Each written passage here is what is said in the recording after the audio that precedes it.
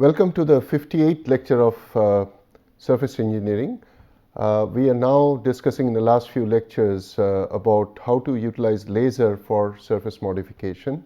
Initially, we talked about only microstructural changes, namely say hardening or surface melting and so on. And then we also picked up examples of cases where we modified the composition as well.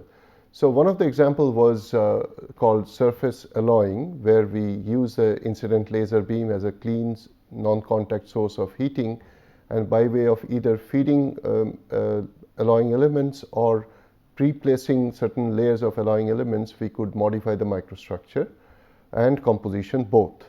And we did see that certain improvements in terms of surface dependent properties are possible by this approach. So in case of laser surface alloying, the change in composition is graded.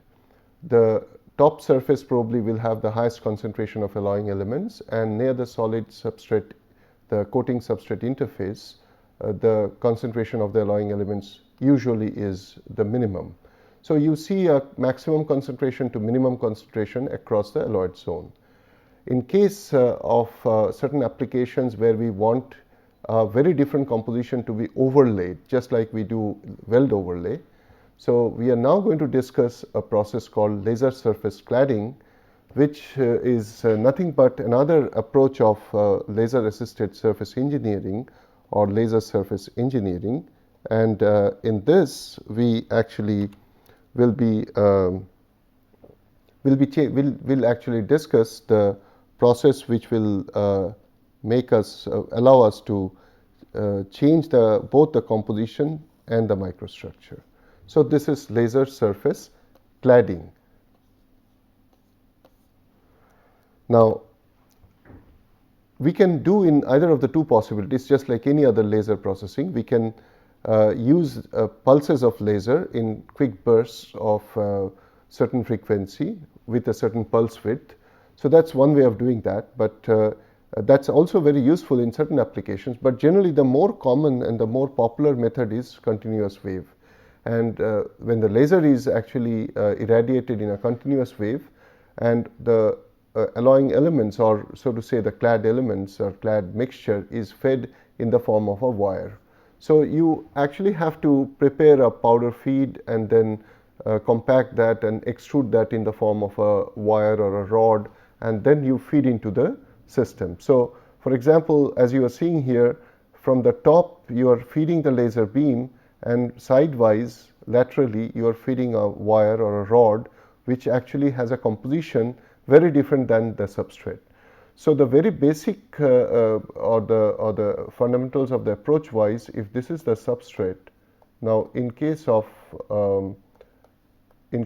alloying, we actually had a pre-placed layer or a simultaneously fade layer, and then we allowed the laser beam to raster over, scan over, and then create an alloyed zone. In case of cladding, what we create is possibly a thicker layer, but the most important part is this clad will have a composition very different than the substrate.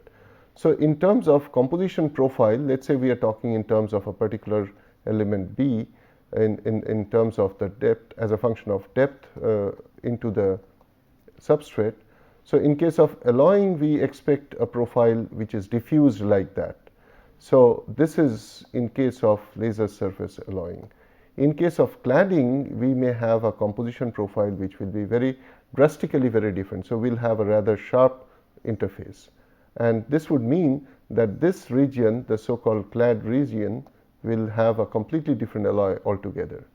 So obviously the interface being sharp, the immediate concern could be about the integration or adherence to the underlying substrate. But the advantage in case of laser cladding, in case of laser surface cladding, is that when we overlay this molten layer, the molten layer, because it is in the molten state, is at a much higher temperature. So invariably in contact with the substrate, it will dissolve or melt a portion of the substrate, and the interface that we are talking about, so this interface is not entirely devoid of intermixing. So the clad will have certain amount of intermixing with the underlying substrate. And as a result, the interface, though is fairly sharp, but will have good metallurgical bonding. In other words, the adherence is not a major concern in surface cladding. So what we do is we can feed in the form of a wire or rod or some other form, and we expect that feed to be melted and fused to the underlying substrate. And since this is a continuous wave process, here we can expect a much thicker and a much faster process of cladding than what is possible in case of pulse deposition. So continuous wave cladding actually kinetically is faster and also is more convenient to make a thicker coating. So as I said, we actually will create a molten pool, and the molten pool, and in that will feed the filler wire, and the wire is melted and incorporated, and we have very nice bonding, metallurgical bonding, and the whole process can be completely automated. So essentially, for a certain surface area coverage, if this is the area that we want to cover, so we'll have, so this is depending on the size of the melt pool and the beam size. If this is the first clad layer, then the next layer will be here with a certain amount of overlap, just like in case of any other laser process. So this is how we'll actually create overlapping layers, and then eventually we'll cover the whole surface. The whole process can be automated with a motion like this, and in the process we'll cover the whole surface. So this is the top view, but in terms of front view, when we create this thick layer, this layer can be fairly thick compared to alloyed zone. We can actually think of creating a similar clad by feeding powder. So we can have a situation where this is the way we are feeding the beam. This is the beam which is actually creating an overlay on top of the circular section, the tube, and we can have multiple nozzles, and this is the way the laser beam is irradiating, but we can have multiple nozzles which can feed powder into the zone, and so this is the zone in which the powder is flowing. And so these nozzles could be actually could be subtending a certain angle so that the feed creates a bigger, or the focus plume here, but we can also have a crossover earlier in case we are feeding through coaxial nozzle. That means this is the opening for the laser to pass, laser to fall, to irradiate, and we can have a concentric hole which is just surrounding the laser beam, and through this we can feed the powder. So by the time the beam hits the substrate here, the powder also will be molten in contact with the laser beam and create a clad on top of this.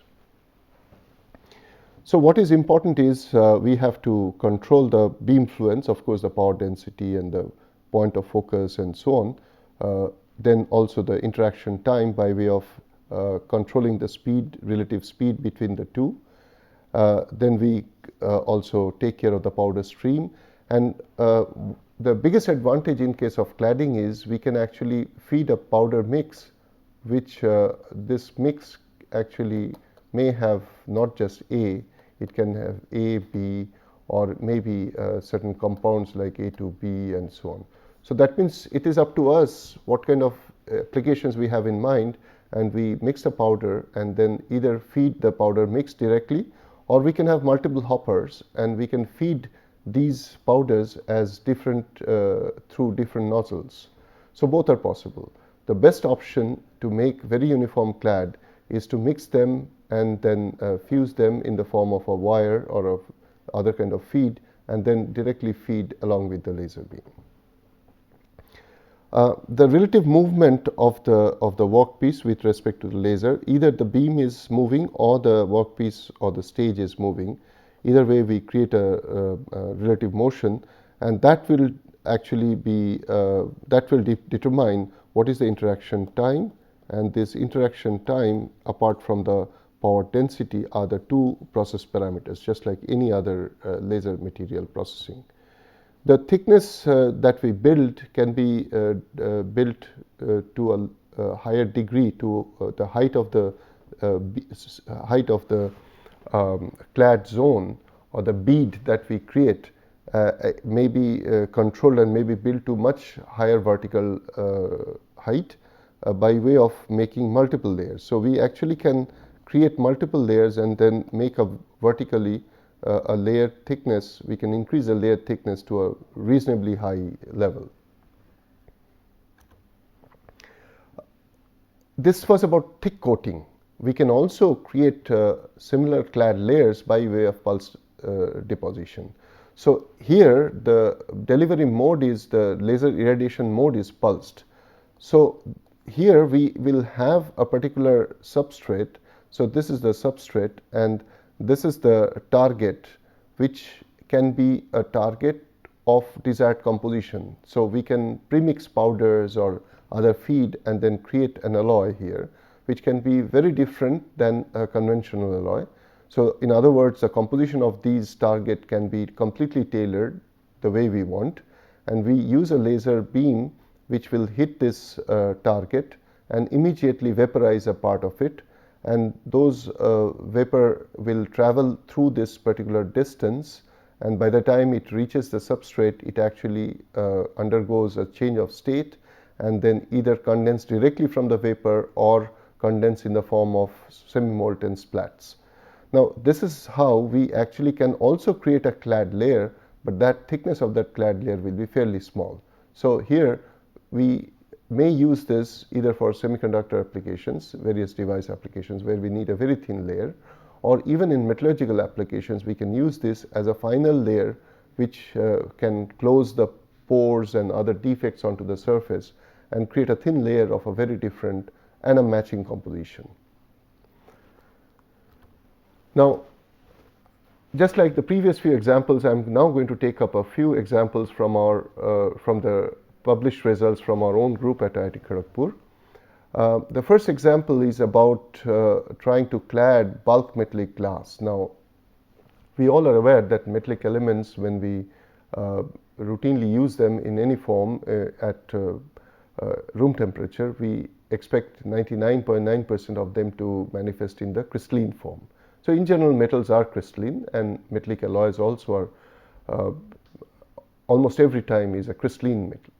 But then under certain non-equilibrium processing conditions like rapid solidification or high energy milling or high angular axial pressing and so on, we can actually destroy the usual or equilibrium structure, the crystallinity, and then retain a liquid-like structure which we call amorphous, and a subset of that could be a glassy material.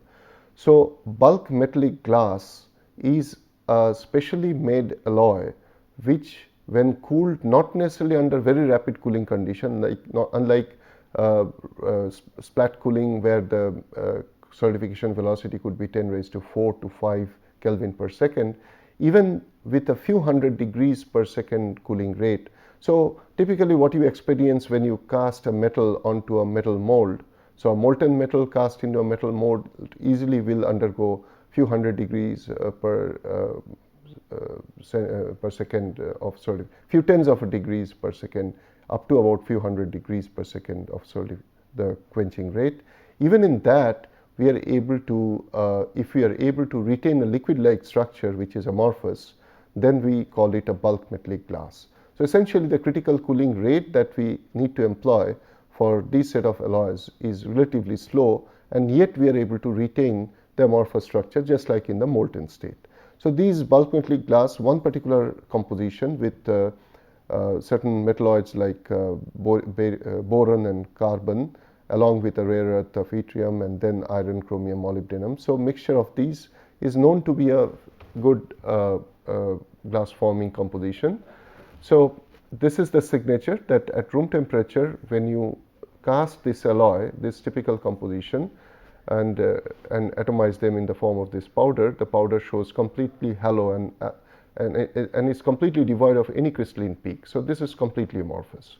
So the idea was that if you have a steel substrate, and if this steel substrate is coated with such bulk metallic glass, then you are completely covering up the polycrystalline aggregate with an amorphous layer. Now, we are aware that in any microstructure, when you have such polycrystalline aggregate, usually the boundaries contain more defects and act as anodic compared to the core of the grain. So we always will have, typically this is the boundary and this is the core, we always will see a galvanic cell created between the center of the crystal to the surface of the crystal. And this is the reason why steel, for example, or for that matter most of the polycrystalline metals are prone to corrosion attack at room temperature.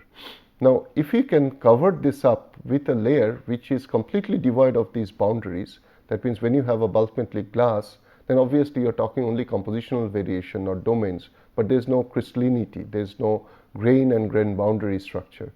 So in such a situation, you are likely to see a complete, you may expect that there will be no corrosion at all.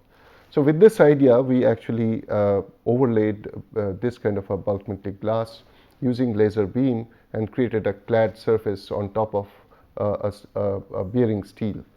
And to our surprise, what we found that no matter how we change the process parameters, either single or double seam or various combinations of power and scan speed, but every time we end up getting certain crystalline peaks. In other words, that we were unable to retain a complete metallic glass or amorphous structure after laser cladding. And the reason is very simple, that when you have elements on one hand like iron, chromium, molybdenum, and on the other hand you have metalloids like carbon and boron, so they have very different melting temperatures, very different densities, very different specific heats, and most importantly they have very different tendencies of formation of clusters. So under forced cooling, we were able to retain this entire composition as a single phase, but when we clad, whatever little time we allow for the melt to experience or allow solute partitioning, within those few tens of milliseconds or microseconds, it was enough for the elements like boron, carbon to segregate away from iron, chromium and so on, and in the process easily they could form these borides or carbides or various forms of interstitial compounds. And as a result, once you allow this solute segregation, then those phases emerge from the liquid, and once the composition is violated from this uniform composition, then obviously the glass transition temperature or the glass forming ability decreases, and by the time the liquid solidifies, you no longer have a composition which can stabilize the amorphous structure of the liquid, but instead it allows multiple crystallization of these phases, and the remnant liquid also crystallizes in the form of a matrix solid. So we are enabled to, but so typically this is on the cross section, this is a kind of a clad layer thickness that you develop.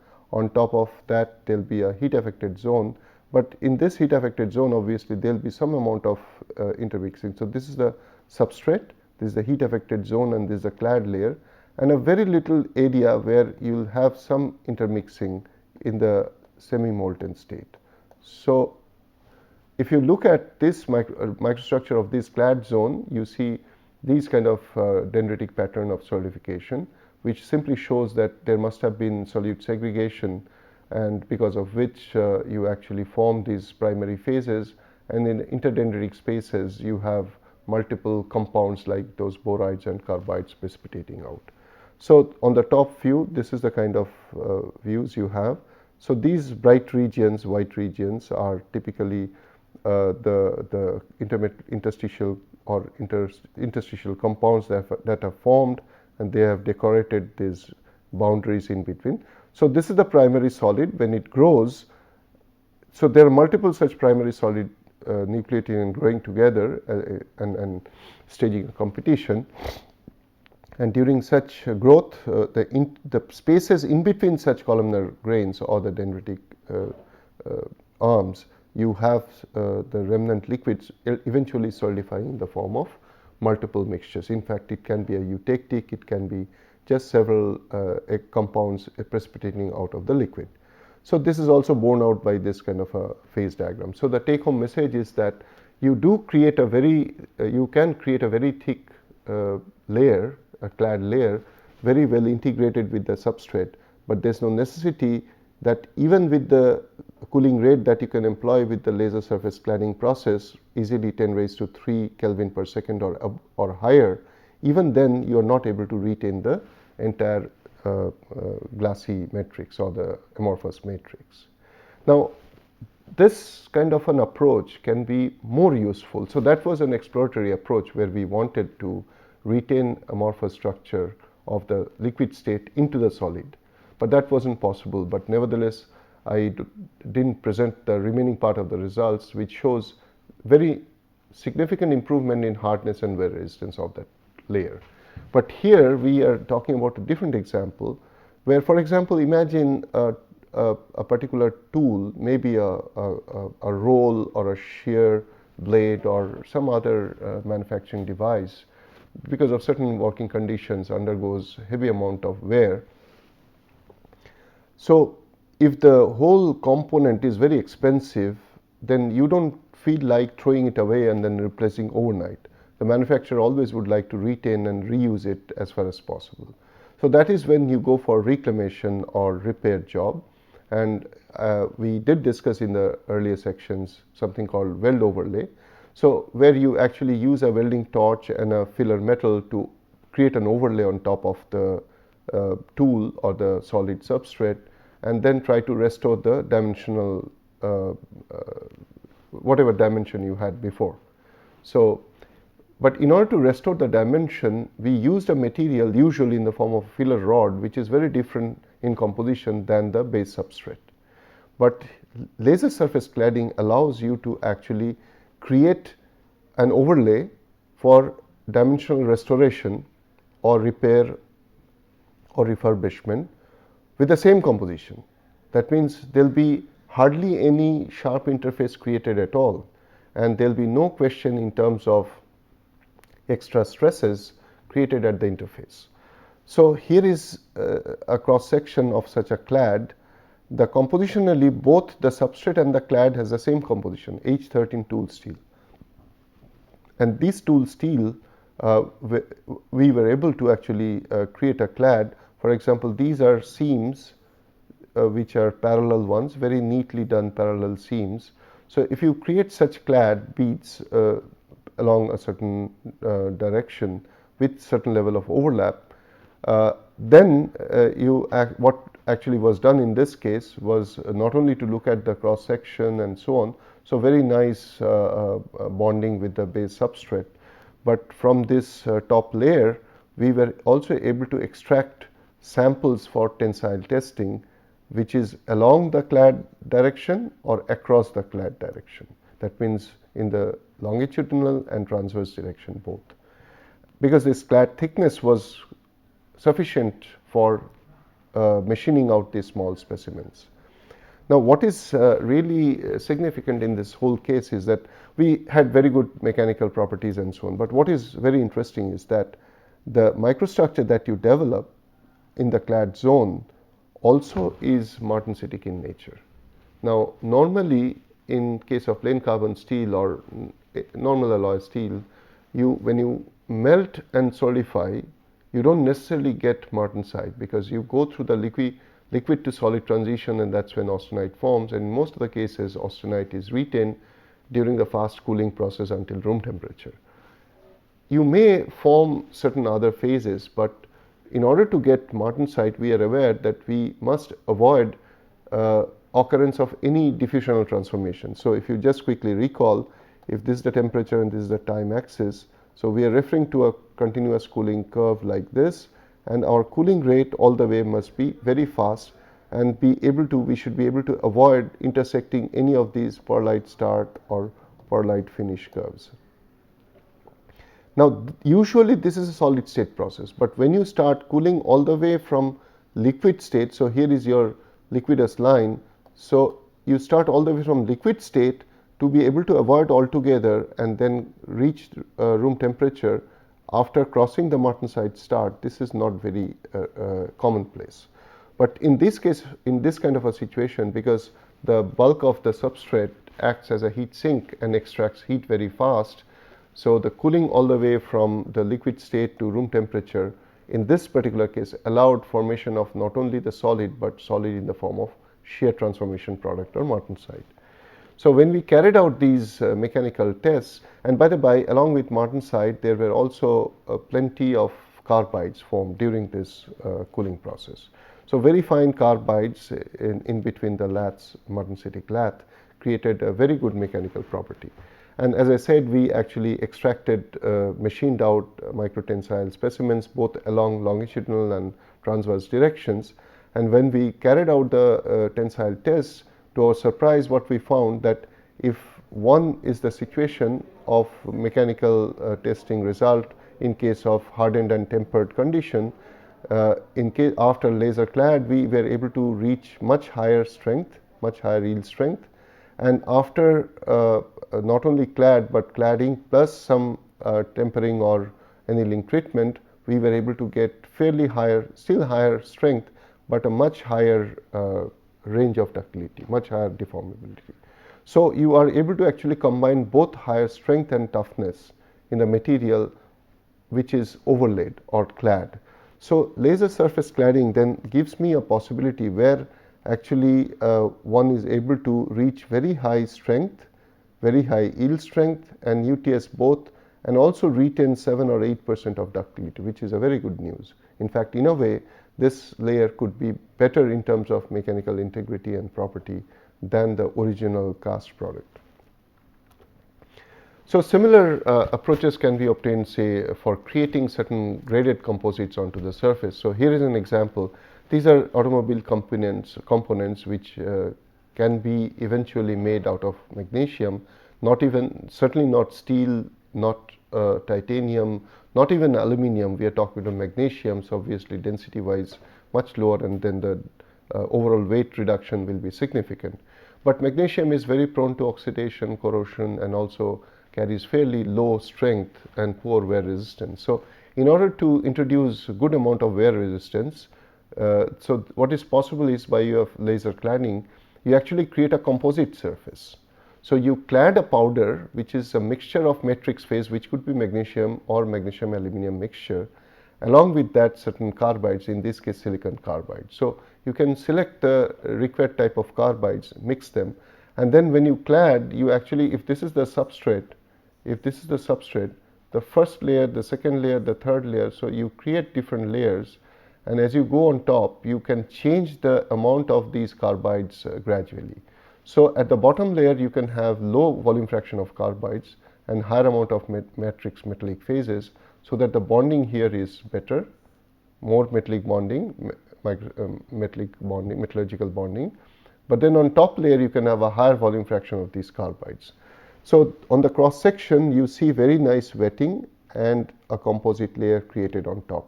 So on a metallic substrate and alloy, I can create a composite layer, and that too with graded composition by way of laser cladding. So this was possible with earlier one was with a particular magnesium alloy, and this is pure magnesium with silicon carbide, similar composition layer, composite layer created with certain amount of good wetting and so on. And as a result, one can create a very high hardness level, almost twice or three times than the base hardness level, and see a very well wetting of the carbides, forming certain reaction layers around them. One can do a similar thing with aluminum.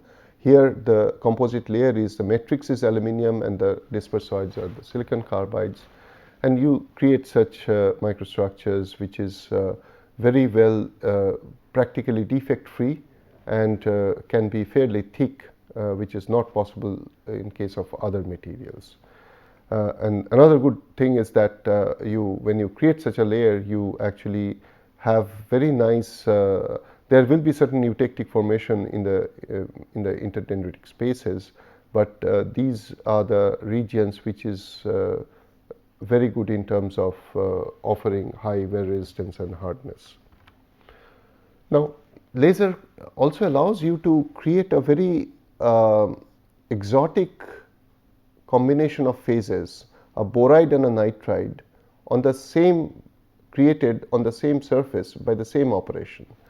So you start with certain boron nitride powder mixed with titanium alloy powder, and then spread it with some binder like PVC, PVA, and then you create a thick layer, pre-pressed layer, and then use a laser beam to scan over it.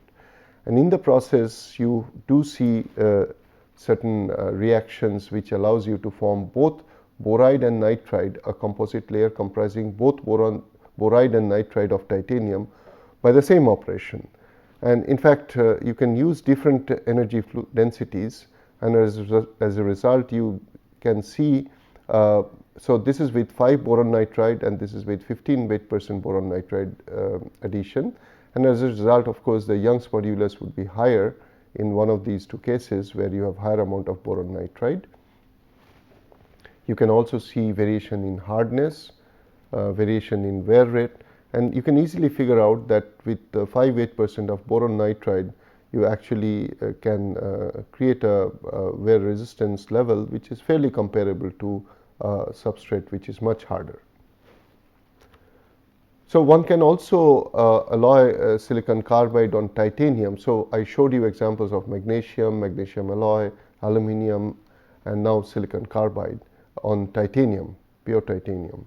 So here again you create an exotic microstructure where you have these silicide layers formed along with a eutectic of finely dispersed phases. So this kind of a microstructure actually can make you can give you much better mechanical properties, and the fineness of the microstructure of the clad zone can be easily controlled by controlling these typical laser parameters as power and the scan speed. And depending on the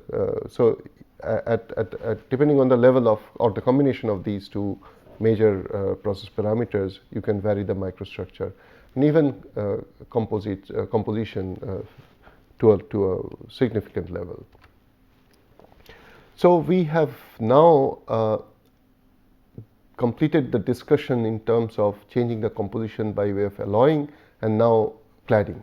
So cladding gives us an advantage that in case we need to build a layer which should be compositionally very different than the base substrate, we can do it. Or in other words, on the other extreme, if we want the same alloy to be overlaid on top of an existing substrate for repair job, for reclamation or dimensional restoration, we can even do that. So laser, irrespective of what we are feeding, can melt and create an overlay which could be fairly thick, and in fact it could be much thicker than what is normally possible in case of surface alloying or other approaches. So we can either feed powder, we can feed wire, we can feed a tape, but the difference is in case of alloying, we'll melt the substrate first and then feed the powder or wire into it so that we form an alloyed zone. In case of cladding, we'll melt the clad feed beforehand and allow the molten layer to be incident onto the substrate, and in the process we create a layer which is compositionally very different. But the advantage is because we are overlaying a liquid pool, the liquid actually intermixes well with the substrate and then creates a good bonding with the substrate. So compositionally, the novelty lies in the fact that we actually can create multiple layers with very different compositions and microstructural gradations, which is not necessarily possible in other methods. Process parameter wise, we are talking about the same, the feed rate, apart from the two normal ones, which is the laser power density and the interaction time. Here the composition of the feed and the feed rate also will determine what we create at the finally at the clad zone. The clad zone actually can create a microstructure and phase aggregate which is very different than the normal equilibrium phase aggregate, and this could be to our advantage. But the beauty is that we create a cast layer. Unlike a typical big cast product or a wrought product, the microstructure and the phase aggregates could be very different. So there lies the novelty. And in fact, this is also different than what you can create in terms of laser surface alloying, which I already explained. Laser surface cladding actually is a precursor to the additive manufacturing process. So you can actually build layer by layer and then create a complete structure, a complete component gradually. the advantage here is that the fusion zone integrates well, so we actually mechanical properties or adhesion properties are much better. So because of the layer that we create, which could be much harder or much more corrosion resistant, we certainly can make a very significant improvement in terms of resistance to wear, corrosion, or any other surface dependent properties. So with this, we actually come to the end of the laser assisted surface engineering processes, and in fact also discussion on all kinds of surface engineering techniques. So we covered a wide range of techniques, and in the remaining couple of lectures, we'll discuss a little bit about the various real-time situations of components undergoing heavy degradation, and discuss as to what kind of surface engineering technique could be useful for them. So thank you very much.